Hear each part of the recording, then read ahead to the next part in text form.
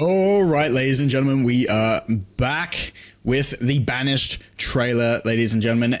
As you would have just seen beforehand, I'm assuming you guys are coming from the reaction video, and now we have the actual breakdown. So we're going to go through this with a fine-tooth comb and see how everyone looks to play, what everyone's going to be playing like, their play styles, what kit they have, you know, strings, abilities, see if we can pull any nitty-gritty, see if we got any new stages, just overall overanalyze this trailer and see what we can find. So let's have a squiz. Now this, I think this is the map that was in the previous trailer that everybody was thinking was the Deadpools, because it's got the cages and everything in there, but it's not the Deadpools.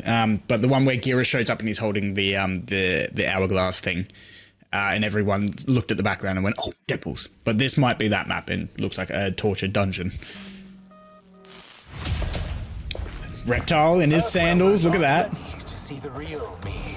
I really enjoy the fact that it's both. We don't have a human reptile, we don't have a Zetarian reptile, we have this hybrid. And I'm assuming he's human by nature, but he's cursed or something, by the way he's saying, or the real me. Maybe he uses human as a disguise. So how does it work? You just shape shift into anything you want? I can shift only between this and my natural form.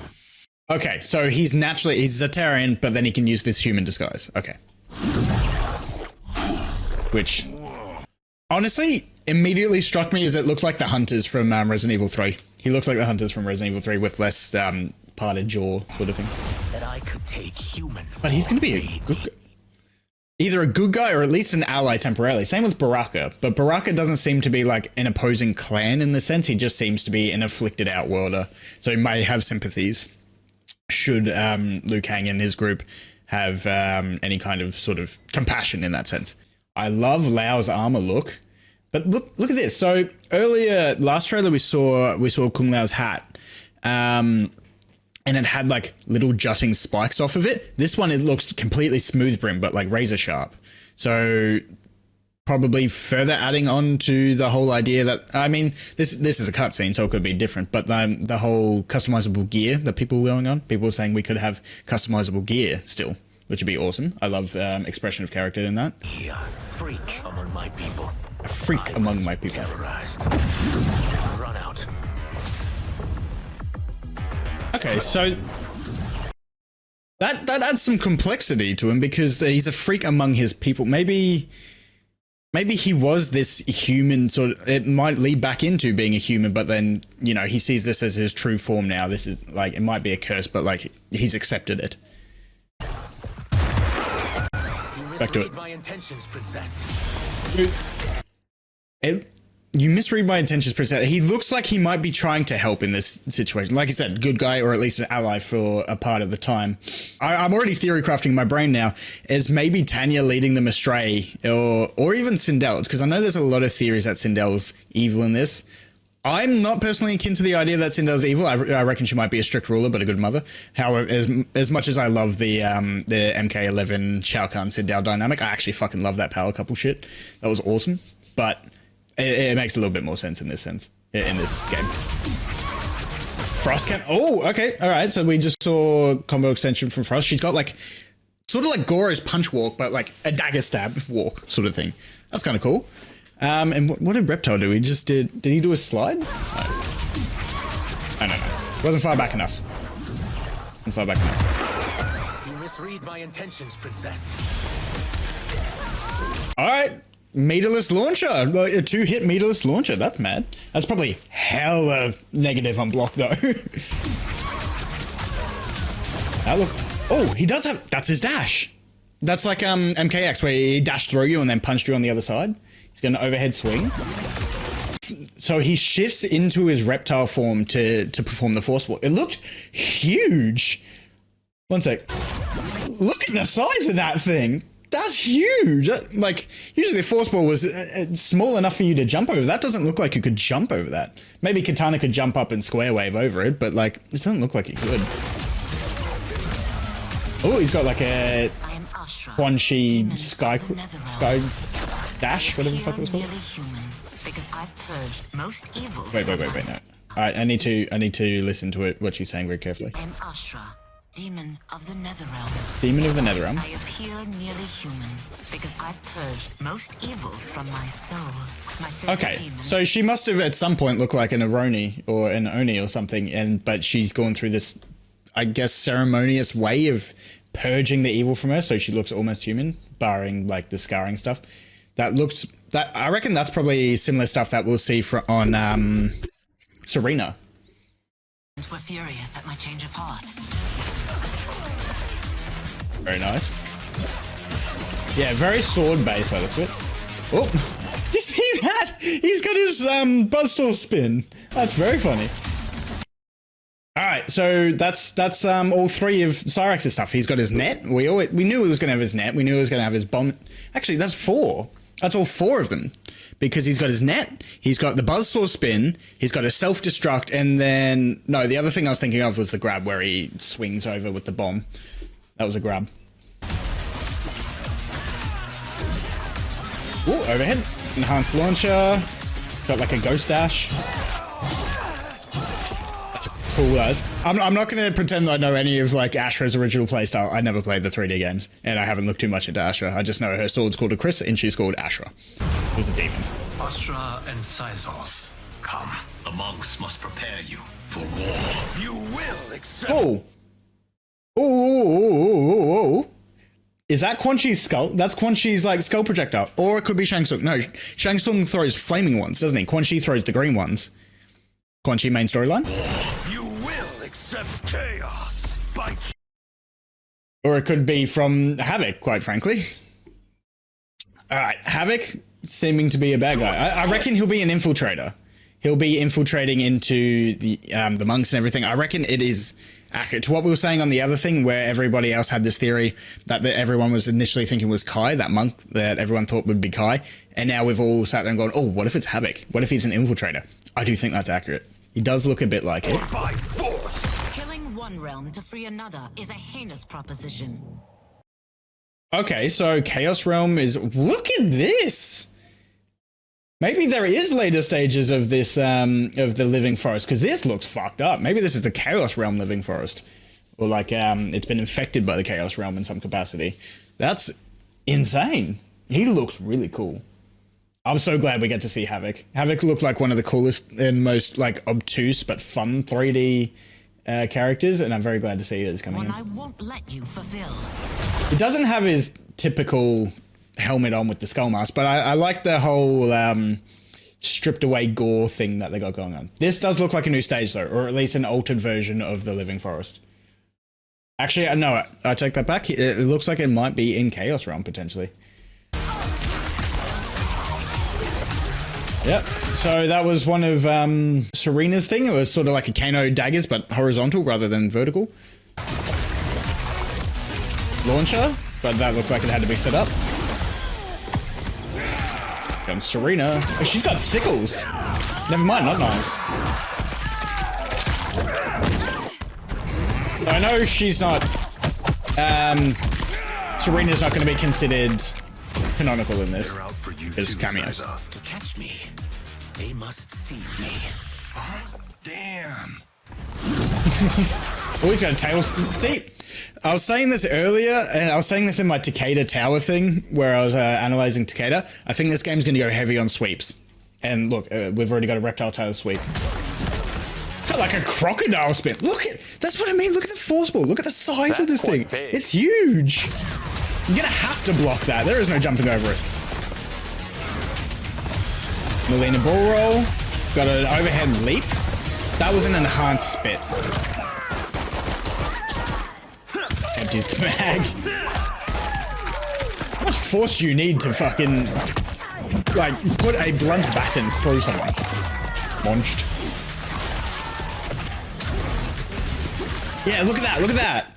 So one of Sareena's moves looks like an AoE damage, like area of effect damage if you stand to that. Maybe it heals the ally? No, I think that might be pushing it, but it looks like a damage spell in some capacity. Look at Havik's face here, what the fuck? He's smacking you with his hand. He's gonna have some very unique playstyles. He's got a double low.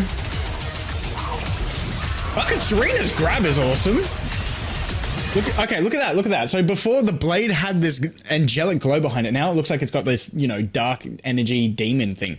So maybe she's got, think, Liu Kang duality variation in MKX, where he goes in dark and light, and they alter abilities. I don't think that'd be out of the realm of possibility, especially considering Kenshi is as complex as he is as a puppet character in this. And then the fatality. She's now angelic by nature, by the looks of it. That's mental. Take your chaos elsewhere. Wow.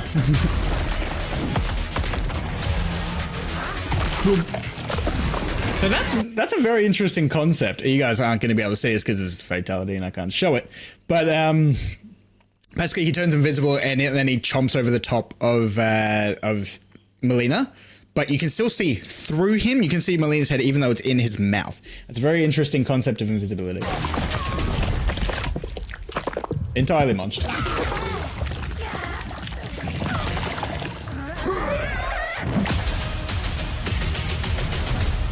I think Reptile is going to be a really good one to play. Ashrah looks string heavy. Like, sort of like how Fujin plays a little bit. Like, it's going to be string heavy, and then if the string connects on block, you're going to have to use some move to make it safe. But the string's like a sort of naturally, unless they've got a good bit of pushback to them. Reptile looks fun. He looks a mix of like I'd describe it as juttery. Like, some things are fast, but like you have to space yourself out correctly to use it well. Havik looks like chaos, man. He looks like he's going to do a lot of things weirdly. And he's going to like attack in a weird way. Maybe mix up heavy is what I'm looking for. So that knife throw is a summon rather than an ambush. It's because we saw Havik take his approach. I love that his torso still moves. Chaos, by choice or by force. So it seems like an enforcer of the Chaos realm of some variety. So this looks like some festivals going on, and they're trying to approach Katana over something. Also, definitely a skin. That's definitely a skin you get through playing the campaign, 100%. I really love this design of Reptile, the tattoos and everything. Someone was saying NRS is going heavy with the tattoos and the tribal tattoos sort of thing, and they really are. It looks awesome, man. Looks so cool. Story stuff. This is the... What was that? What was running through the portal? Okay, that's our guys. That's Sub-Zero. Sub-Zero, Lao. I don't know who that one is. I can't put my finger on that. Might be Kenshi. It looks like maybe a sword hilt there. And Baraka? It's hard to tell. Where's the very last frame of this? Nah, you can't really see anything. Ashrah and Sizos, come among. Look at this. It's definitely that's gonna be a skin, like whatever they're wearing during the infiltration of that festival. That's gonna be a skin for Johnny. This must prepare you for war. You will accept. We're already having a war. By choice. Look at Sareena, man. Look at Sareena. She looks really good. The whole thing over her eye. It looks very similar to how she was in X. And I like that they've leaned into the demon form thing. It's not just like every other modern depiction of Sareena has been just Sareena in her human form. We haven't seen demon form. I don't think we've seen demon form of Sareena like ever outside of like maybe comics or, you know, a few nods to it or inferred lore. Very cool. So, do we think Melina's going to play more true to her original style rather than like what they did in MK11, where it just, you know, they changed up her formula and it didn't work? She's still got a ball roll. Was it enhanced? No, not enhanced, but very negative on block. Damn. Holy shit. He's already like finished his animation. She hasn't stood up yet. That's going to be death on block. So you Melina players, watch yourself. Use your ball at the right time. Strong launcher. Look at that. He only like half shifts. He can shift his body to what he needs to shift to when he does the spit.